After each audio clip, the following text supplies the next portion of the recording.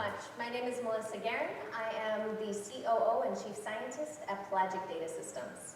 And fundamentally, we are a company who is using sunlight and cellular networks to bring big data solutions to fisheries around the globe.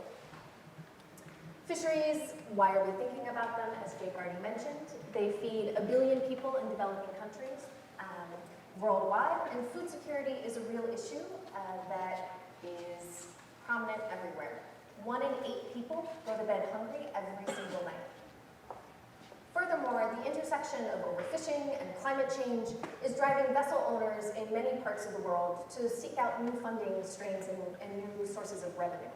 And so they are turning to illegal fishing, piracy, trafficking, slave labor, all things happening on our oceans that require transparency and accountability for our actions at sea.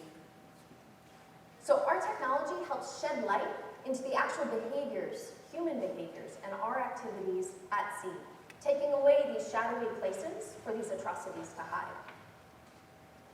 When we talk about what this market looks like from a business perspective, wild capture fisheries just at first point of sale is $130 billion US.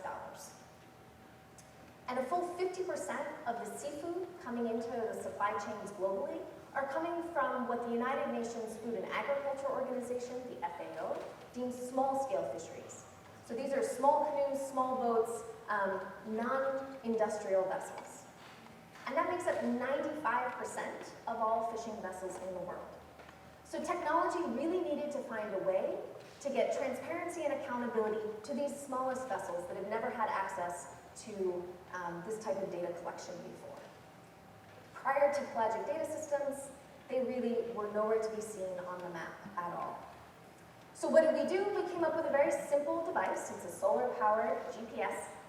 It is small enough to go on everything from a one-person dugout canoe on up to industrial-sized vessels.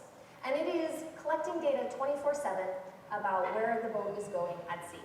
It takes that data, it stores it, it compresses it, and it encrypts it. And whenever the boat comes within cellular network, it uploads it to the cloud, where it can then go through our robust analytical pipeline. And then the users can access it from any web-enabled device, from your cell phone, from your laptop, your tablet, so on. Fundamentally, what we're doing is we're getting from location to behavior. So when you start to put 600 locations per hour in the context of space and time, you can actually start to identify using machine learning and artificial intelligence and a suite of different algorithms that we have built in-house, what those behaviors are.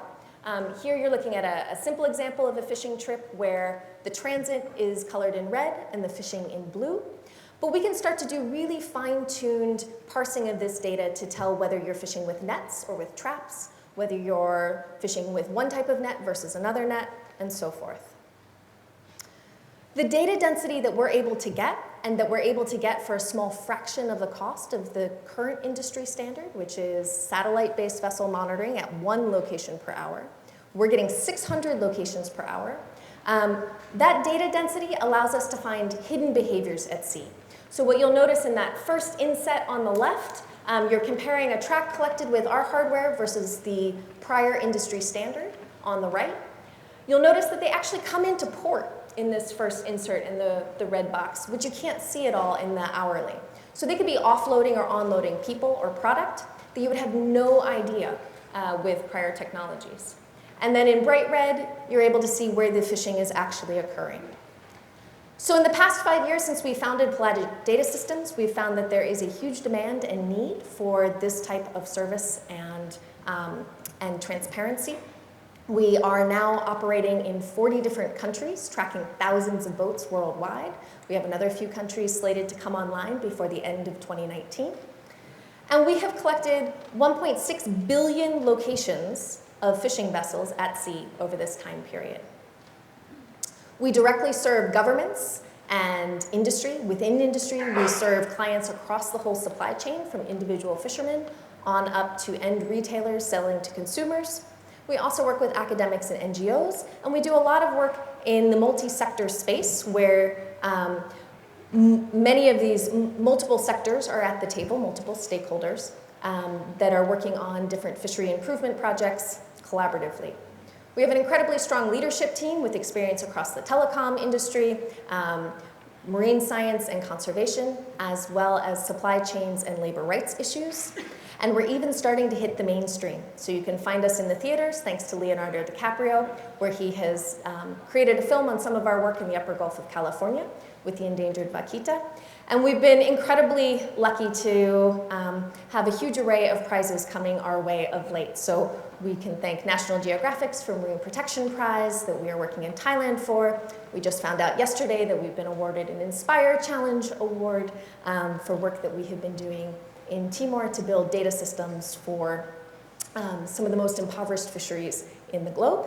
And we are interested in the opportunity to work together and expand the reach of this technology. So please come talk to us. We will have a booth or a table right at the top of the stairs on your way to cocktails. Thanks so much.